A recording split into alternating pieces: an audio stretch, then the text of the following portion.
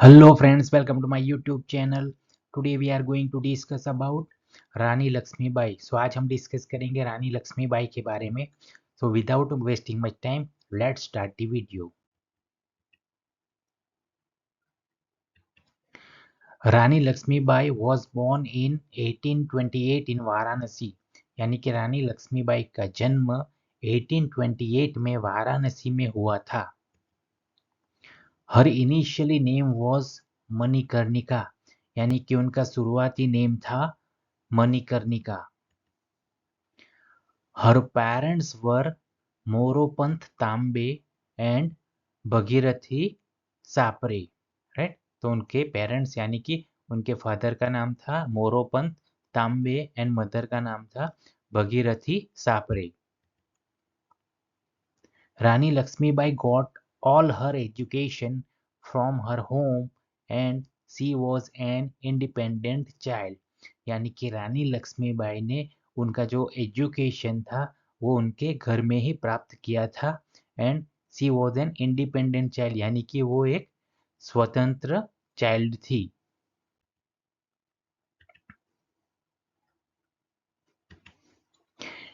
Eight the age of 12 she got married to Jhansi's king Maharaja Gangadhar Rao.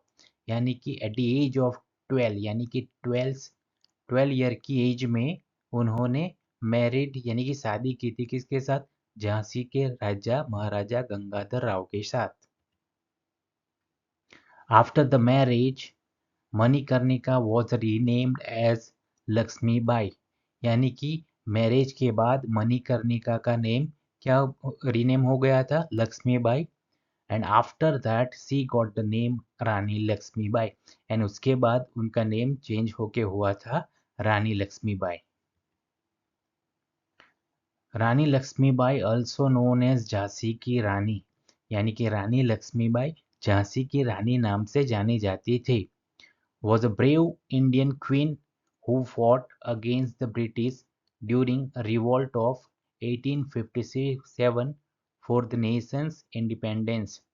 यानी कि वो फॉट अगेंस्ट द ब्रिटिश यानी कि अंग्रेजों के साथ उन्होंने फाइट की थी ड्यूरिंग द रिवोल्ट. रिवोल्ट यानी कि विद्रोह. यानी कि 1857 का जो विद्रोह हुआ था, राइट, किसके लिए? नेशन इंडिपेंडेंस यानी कि राष्ट्र की स्वतंत्रता के लिए. तभी उन्होंने फॉट किया था यानी कि लड़ाई की थी ब्रिटिश शासकों के सामने.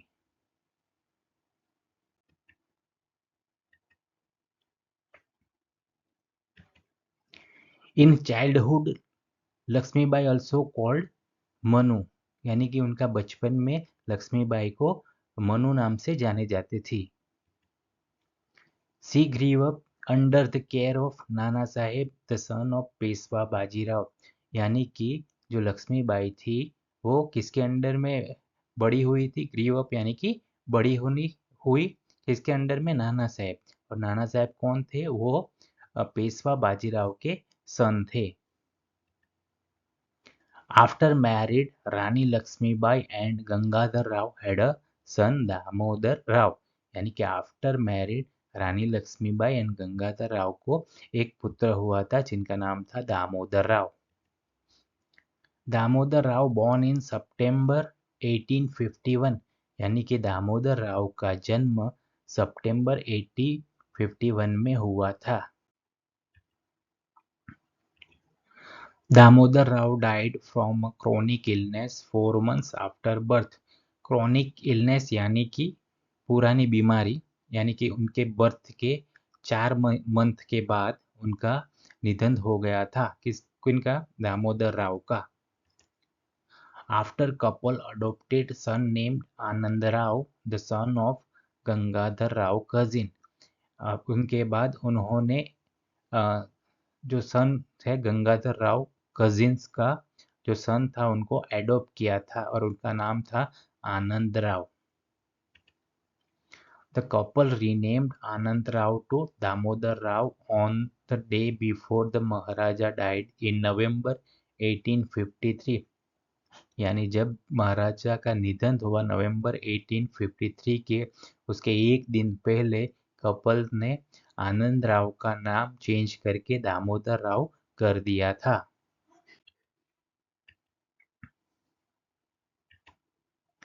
Lord Dalhousie, the Governor-General, who was following the doctrine of lapse, refused to accept Damodar as successor to the throne of Gangadhar.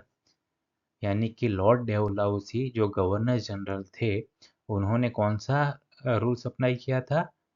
Following doctrine of lapse, यानी कि व्यय समाप्ति का जो नियम था वो लगाया था। क्यों?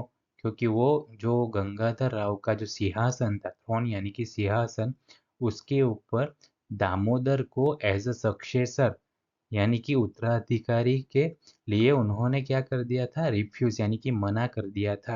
यानी कि लॉर्ड डलहौसी ने जो गंगाधर राव का जो सिंहासन था उसके ऊपर दामोदर को एज अ उत्तराधिकारी मानने के लिए मना कर दिया था।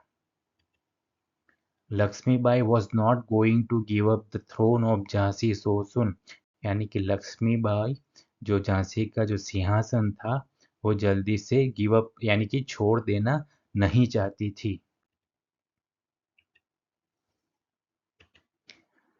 She collected arms and ammunition, and when the British attacked the fort of Jhansi, they were surprised to see a sword in the hand of Queen। तभी रानी लक्ष्मीबाई ने क्या किया था?